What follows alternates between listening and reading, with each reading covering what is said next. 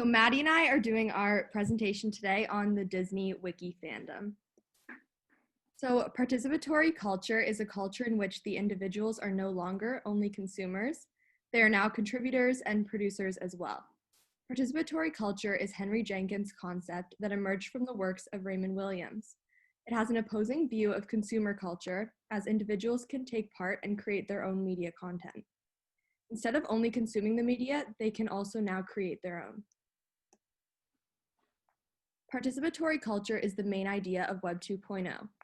Web 2.0 allows for participation and gives users the ability to get as much attention as big corporations can get.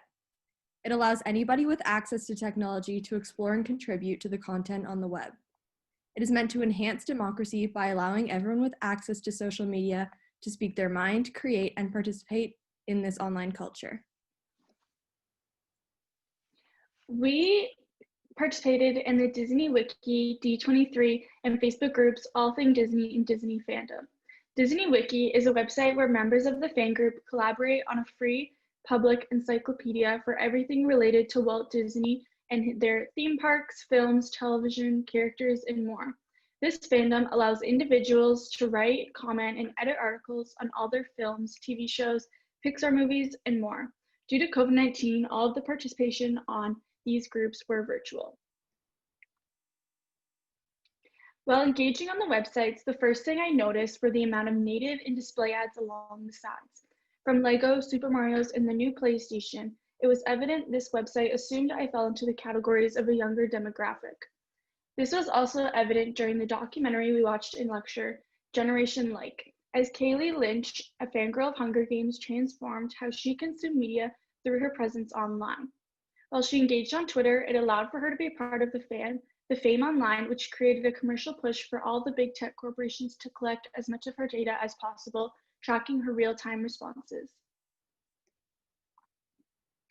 This was also evident on the Facebook group All Things Disney. News articles were disguised as real members posting from the Disney News page. These pages join these private groups in hopes to post articles linking to their sponsored Disney Plus website, which is their video on-demand streaming service. They posted, "Who's looking forward to this one?" This further promoted their news website and ads on Disney as an informer, which is evident in the following photo. They are attracting the right customer, engaging directly with the niche market of Disney fans. D23 is a biennial exposition event held in a convention center in Anaheim, California, where Disneyland is located. D23 is named after the company that was founded in 1923. It is the ultimate fan experience as they gather in their costumes, attend the red carpet with performances and meet and greets from Disney casts, sneak peek projects, and more. This year, D23 has gone virtual as members tune in and celebrate Mickey and Minnie on their birthday and many other live stream celebrations. There is even a tier of gold members who pay $100 a year, receiving exclusive perks. These virtual events take place on their website, d23.com, on their Facebook page, and YouTube streaming services. I engaged on the Mickey and Minnie's birthday event, hearing from Brett Iwin, the official voice of Mickey Mouse. Being a part of this live stream made me feel like I have exclusive access engaging with well-known Disney cast members.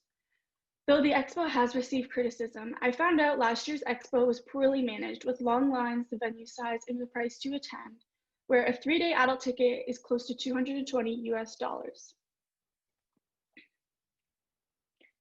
The Disney Wiki website has a community section of recent blog posts, the do's and don'ts of the website, along with the policies for publishing photos. On the homepage, one can explore the latest COVID-19 updates at their theme parks, their new films for 2020-21, and upcoming events. On Disney Wiki, I created a blog post about memories I have with Disney Channel and why it means so much to me.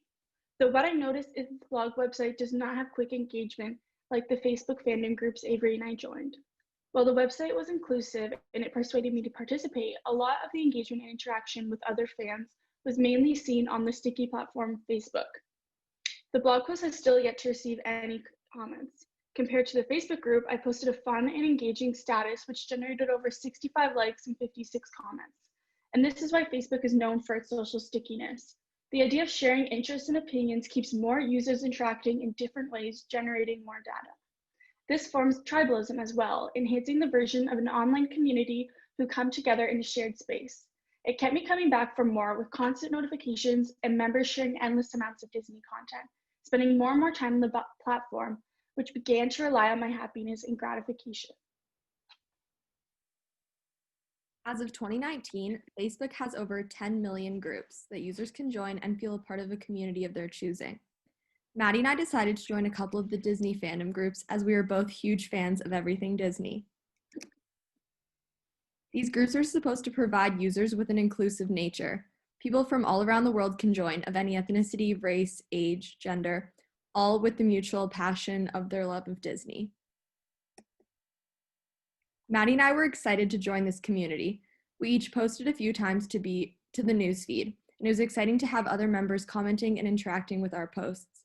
However, my first post got denied. My post simply was asking other members which Disney movie I should watch out of two options. Alice Marwick writes that Web 2.0 describes and opens up for consideration a world in which technology creates greater cultural participation, but this censorship on such an innocent post has me questioning to what extent participation is really allowed.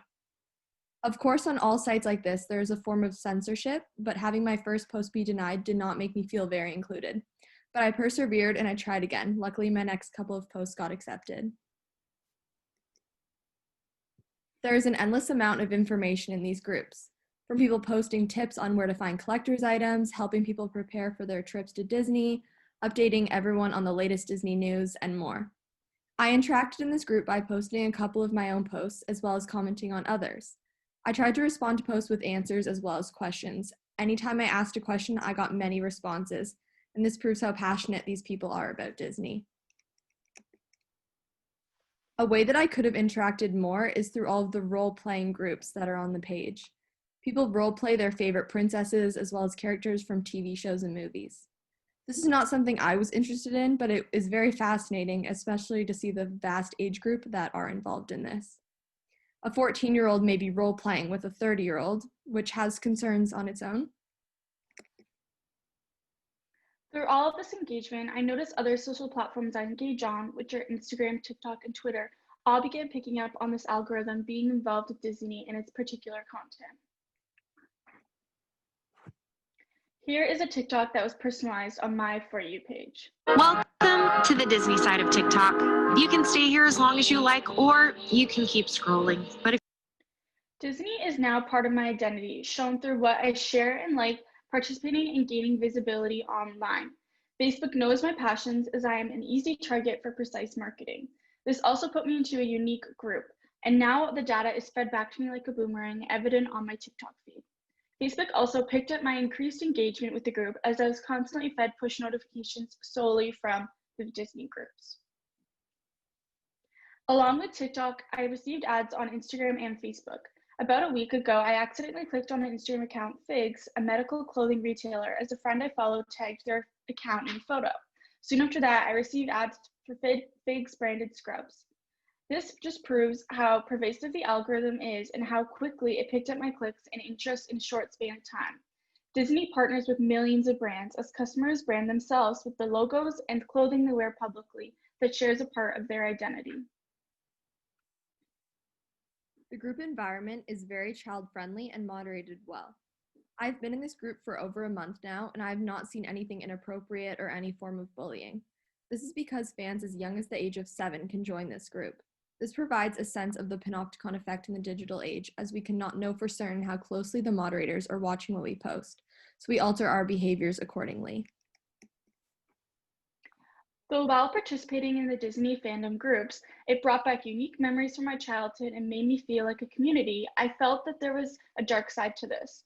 As discussed, I was put into a filter of Disney content due to my engagement online. This has issues due to the gatekeeping of information in Facebook's surveillance systems. Facebook is also a pleasure machine, meaning as these fans interact online, they become obsessed with the content and take over their lives. During the presidential election, one member posted, "This is a Disney group to escape from harsh reality. Anyone who talks about the election will be removed." Another member posted, "Having a bad day at work, almost in tears, tell me your favorite Disney moments." These members are so immersed in Facebook and the fan club itself, relying on it for their happiness. And after all, it must be the happiest group where dreams come true. Thanks for listening.